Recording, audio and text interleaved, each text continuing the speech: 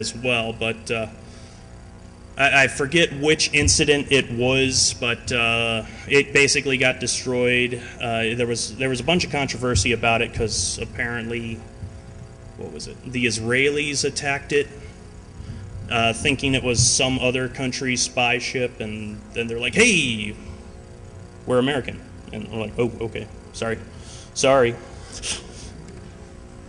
So here's some bandwidths of some popular modes that work for moon bouncing. The most notable one that gets used a lot is super slow CW, Morse code. And how slow is super slow? We're talking about 15 seconds for a DIT and 45 seconds for a DA. But because you're running so slow, a 100-watt transmitter looks like a million watts. So you can look at that chart. Other modes on here are, I don't know if, I didn't have time to research this to see if anyone had done it, but PSK31 is on here because it's a really low bandwidth mode. And I suppose you could do it, but the thing is, the moon is moving, and you'd have to compensate for the Doppler shift.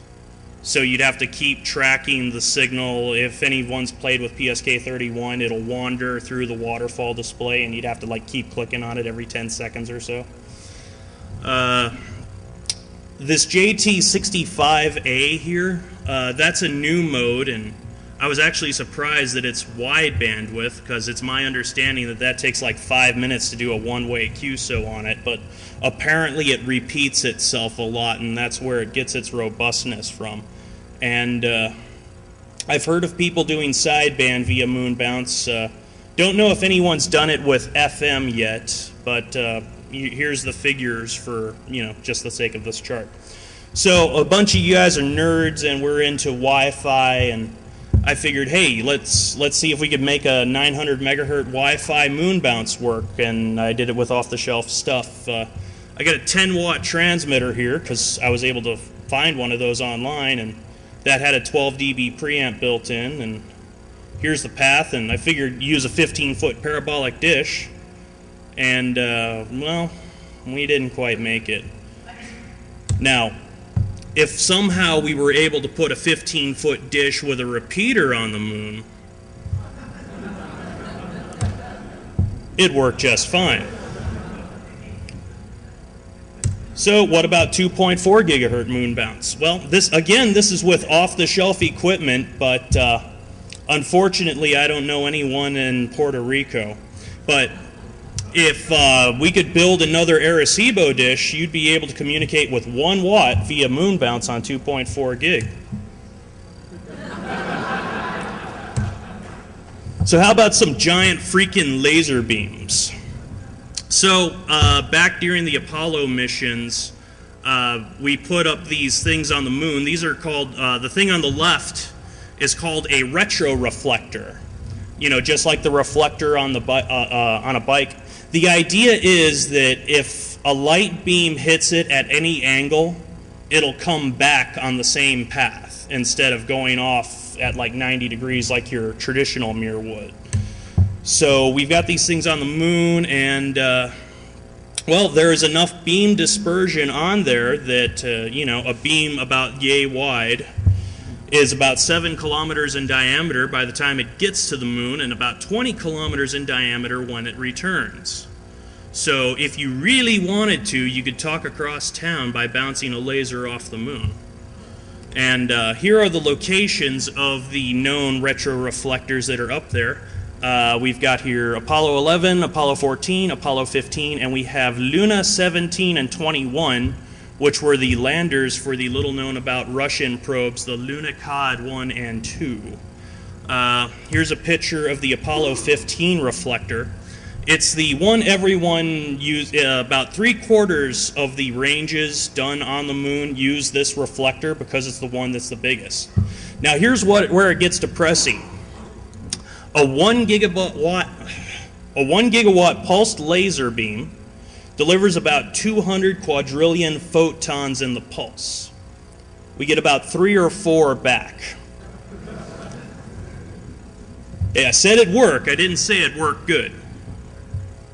So let's move on to practical methods.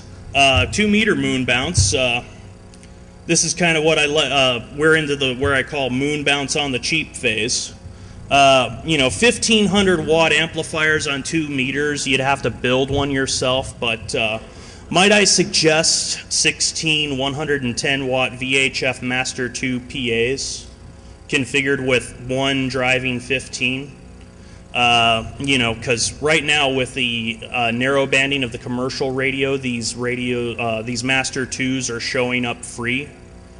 So if you find the right guy that's got a bunch of them, he'll give you a truckload for nothing, the cost of gas getting out there to get it. But they're FM PAs, so they're only good for FM and CW modes. You probably can't run sideband or PSK through them. So basically we got our 1,500 watts, and this 17 element Yagi here, Cushcraft makes, and I'm just using one because you're probably better off making an antenna on your own, because they want $350 for theirs, and they recommend that you run 2 or 4. So yeah, and but pretty much as long as we're running super slow CW or a mode that's narrow bandwidth, it'll work fine. Extra credit if you feed the signal from your radio into a sound card and use digital signal processing, it'll work even better. And the number of antennas you run really depends on how bad you want to piss off your neighbors. This is the 48 Yagi array of W5UN. I couldn't get an exact number on the gain, but I'm going to estimate about 36 to 40 dB gain. This thing is so bad, so big. To rotate it, he's got a pivot point on the center, and the radius is on a railroad track. And moving right along, 2.4 gig moon bouncing. And yeah, I know someone's going to say, hey, that's an inverter microwave, and I'm sorry about that. This was the picture I found, and I didn't find another picture, but you want the old school microwave because this is what's in there. Real simple to understand. Basically, we've got one transformer feeding a cap and a diode. So on the plate of the magnetron, we've got about negative 4,000 volts, and we've got about 3 volts for the filaments. But if you get the inverter, I couldn't find a schematic of an inverter one, and the parents wouldn't let me tear theirs apart, so I don't know what's in one. But you can mod it. Pretty much the magnetrons, the problem with a magnetron running on its own is the frequency changes as it heats up. So the idea is if we vary the current going into the plate and we phase lock loop what's varying the current, we can lock it to a frequency. So then it becomes useful for moon bounce because it's always on a known frequency at any given time. You can still use it, but someone, you'll drift on the other end and make the other guy mad because, he'll copy your DIT, and then when you go to transmit a DA, it'll heat up and go outside the receiver bandwidth. So that's why we want a phase lock signal for that. Or if somehow you can come up with a circulator that will handle 1,000 watts, we can do injection locking. So about 2% of the output power, if we come up with another 2.4 gigahertz transmitter that's, say, 10 watts, and transmit into the third port on the circulator, that'll go into the magnetron and lock it, and we get more power out. So we can basically use a magnetron as an amplifier. So here is the path attenuation data on that scenario. Basically, I'm about a 1,250 watt microwave oven will get you about 800 watts of RF, I figure, because they rate them by the voltage or the wattage, the AC input, not the actual RF power. So if you come up with a 12-foot dish and basically duct tape a microwave oven where the LNB goes, it should work. So where does one find surplus parabolic dishes? Well, by golly, look around. If you see one on a mountaintop that's pointing into the ground, chances are you could have it. If you see one blown into the wind, chances are it's good. Now this one's in use. This is actually called a simulsat, but the guy had one sitting in the crate because the original one they sent him, the place where the LNB goes, the feed point, was damaged. So instead of sending him a new feed assembly, they sent him a whole new dish. So he's got the reflector sitting there, and if you ask him nice, he'll get it. Who knows where these dishes are? Anybody? What? Someone said here? Yep, they're here. They're on top of caddies. And I don't know if they're in use or not, but, you know, find a guy and ask. I'm very proud of this picture. I drove past this.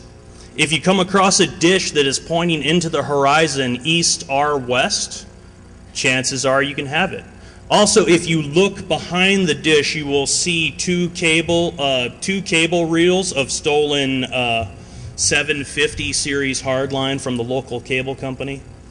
I'm not really sure what they were doing with that, but yeah, the gentleman noticed me taking these pictures and kind of came out in a wife beater with a coffee and mustard stain and said, "Hey, what are you doing?" I'm like, I was inquiring if this dish was for sale. It's like, by golly, it is. So if you ask nice and you haul it away for them and give them a 30-pack of Keystone, it could be yours.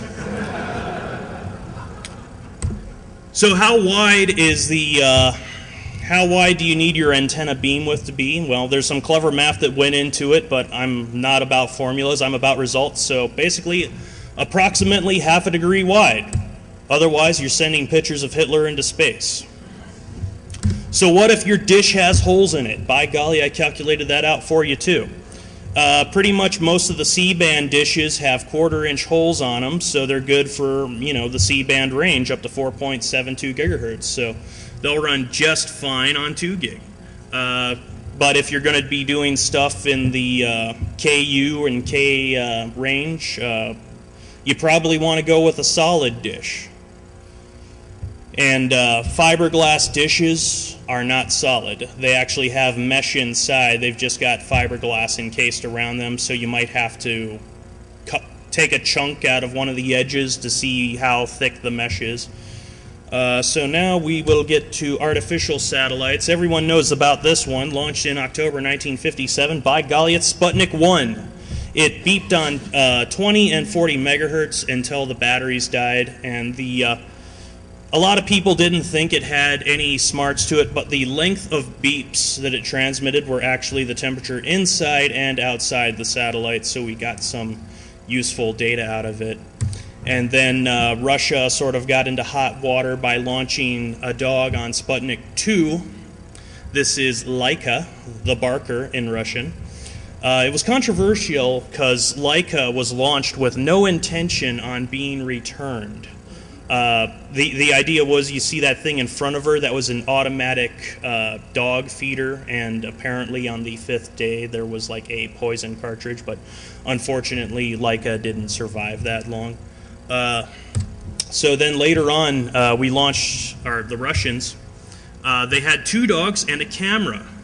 And this is noteworthy because this picture, the CIA was able to take a signal from a slow scan television camera that the Russians had that they had never before seen and decode it and get a useful picture out of it. So where were we doing? You know, we've got some artificial satellites, but I'm gonna talk about this one because we're about moon bouncing. This here is Echo 1A because Echo 1 exploded on the launch pad. It is a aluminum-coated mylar sphere that's about 100 foot in diameter, and the idea was we could still use all of our moon bounce infrastructure, but you know, obviously if the moon's not in your field of vision, you can't use it.